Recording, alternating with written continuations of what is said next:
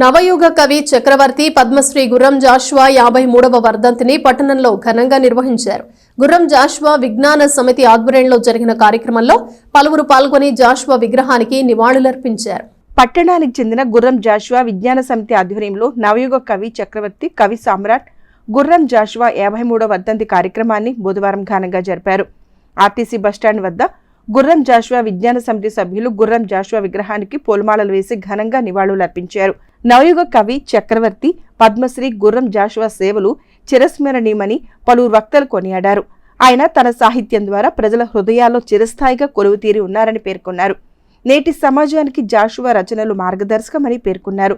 ఉపాధ్యాయునిగా జీవితం ప్రారంభించిన జాషువా సాహితీవేత్తగా ఎదిగి 59 ఖండకావ్యాలు 14 నాటకాలు రాశారని, అలనాటి సమాజంలోని రుగ్మతలను రూపుమాపేందుకు తన రచనల ద్వారా సమాజంలో చైతన్యం తీసుకొచ్చిన విశ్వనరుడు జాషువా అని కొనియాడారు. ఆచార్య నాగార్జున విశ్వవిద్యాలయంలో ప్రొఫెసర్గా పనిచేస్తున్న డాక్టర్ పొన్నెకంటి రత్నాకర్ ఇటీవల బాపు జగజ్జీవన్రామ్ చైర్కు సంచాలకులుగా నియమితులైన నేపథ్యంలో ఈ కార్యక్రమంలో ఆయనను గుర్రం జాషువా విజ్ఞాన సమితి నిర్వాహకులు ఘనంగా సత్కరించారు. ఈ కార్యక్రమంలో J Newton, P Ravikumar, Kondamudi Ramesh, Veeratnam, P Rajagopal, Garikapati Subbarao, Sheikh Abdul Hakeem Jani, Endrapati Ashok Kumar, K Singaiah, Rajaratnam, A Malleswararao, K Devaiah, Sarath Venkaiah, Suddupalli Muralidhar, K Lakshmanarao, L Prasadarao తదితరులు పాల్గొన్నారు. కీర్తిశేషులు గుర్రం జాషువా గారి 53వ వర్ధంతి సందర్భంగా ఆయనకు తెనాలి గుర్రం జాషువా విజ్ఞాన సమితి వారి ఆధ్వర్యంలో ఘనంగా నివాళులు అర్పించడం జరిగింది. ఈ సందర్భంగా మనం జాషువా గారిని గుర్తుంచుకోవాల్సిన అవసరం ఎంతైనా ఉంది. ఒక వ్యక్తి మరణించి 53 సంవత్సరాల తర్వాత కూడా ఆ వ్యక్తిని మనం మననం చేసుకుంటున్నామంటే ఆ వ్యక్తి యొక్క ఔన్నత్యాన్ని మనం గుర్తించాల్సిన అవసరం ఉంది. జాషువా గారి గురించి మనం చూసుకుంటే ఆ రోజు ఆధునిక ఆంధ్ర సాహిత్యంలో గుర్రం జాషువా గారు ఒక నూతన వరుడిని సృష్టించారు.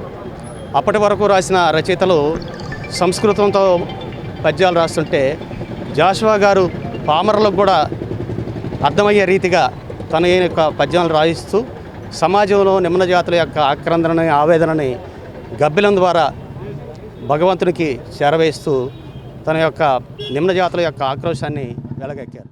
జాషువా గారి అభిమానులందరూ కూడా ఇక్కడికి విచ్చేసి ఎంతో భక్తి శ్రద్ధలతో వారికి శ్రద్ధాంజలి ఘటించినందుకు వారందరికీ కూడా హృదయపూర్వక ధన్యవాదాలు తెలియజేసుకుంటున్నాను.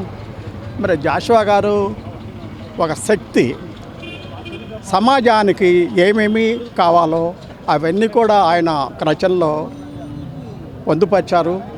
అలాగే పిరదవసి కానీ, గబ్బిలం కానీ, ముంతాజ్ మహల్ కానీ, ఎన్నో వాటిలో నుంచి ఆత్మాశ్రయ లక్షణాలు కానీ, మరి ప్రకృతి సౌందర్యాన్ని గురించి కానీ ఎన్నో విషయాల గురించి వారు మనకు తెలియజేసినందుకు వారికి మహానుభావులకి ఈరోజు ఘనంగా శ్రద్ధాంజలి ఘటిస్తూ అధ్యక్షులుగా సెలవు తీసుకుంటున్నారు. గుర్రం జాషువా గారి 53వ వర్ధంతి సందర్భంగా ఈరోజు మరి స్టాచ్యూకు పూలదండలు వేసి వారి యొక్క ఔన్నత్యాన్ని దశదిశలా చాటడానికి చేరినటువంటి ప్రతి ఒక్కరికి కూడా పేరు పేరున ధన్యవాదాలు తెలియజేస్తూ ఉన్నా. సమాజంలో ఉన్నటువంటి రుగ్మతలను వెలికి తీయడానికి, సమాజ నిర్మాణం కోసం సమాజంలో ఉన్నటువంటి అసమానతలే కాకుండా రుగ్మతలను కూడా వెలికి తీసి అందరికీ సమాన ప్రాతిపదికగా ఉండాలనేటువంటి ఉద్దేశంతో తన రచనలలో ఎన్నో రకాలైనటువంటి కొత్త మలుపులు తిప్పినటువంటి మహాయోధుడు గుర్రం జాషువా. ఈరోజు జాషువా గారి 53వ వర్ధంతి కార్యక్రమం. ఇక్కడ ఈ ప్రాంతంలో జాషువా గారు మరి మన గుంటూరు జిల్లాలో పుట్టి ఈ గుంటూరు జిల్లాలకి ఖ్యాతి తీసుకొచ్చినటువంటి మనిషి. ముందుగా గుంటూరు జిల్లాకి జాషువా గారి పేరు పెట్టాలని నినాదం చేస్తున్నాను. మరి జాషువా గుంటూరు అని పెట్టడం వలన మరి ఈ ప్రాంతానికి బలమైనటువంటి పునాదులు వేసినటువంటి మనిషి, అలాగే ప్రత్యామ్నాయ సంస్కృతి పునాదులు వేసినటువంటి మనిషి, అలాగే తాడిత పీడత భేద బిక్కి ఎవరైతే ప్రజలు ఉన్నారో వాళ్ళ తరపున సాహిత్యాన్ని, వాళ్ళ యొక్క జీవన గమనాన్ని ఆయన ఒక అక్షర విజ్ఞాన జ్యోతిగా వెలిగించినటువంటి మహోన్నతమైనటువంటి మనిషి. అలాగే దళిత సారాన్ని, దళితుల యొక్క జీవన విధానాన్ని మరి ఆయన గొప్పగా వెలిగించినటువంటి మనిషి. వారి యొక్క చీకటి మరి జీవన విధానాన్ని గబ్బిలం ద్వారా దర్శించినటువంటి మనిషి. జాషువా గారు స్పృశించినటువంటి అంశం లేదు. భావోద్వేగ మనీషి ఆయన.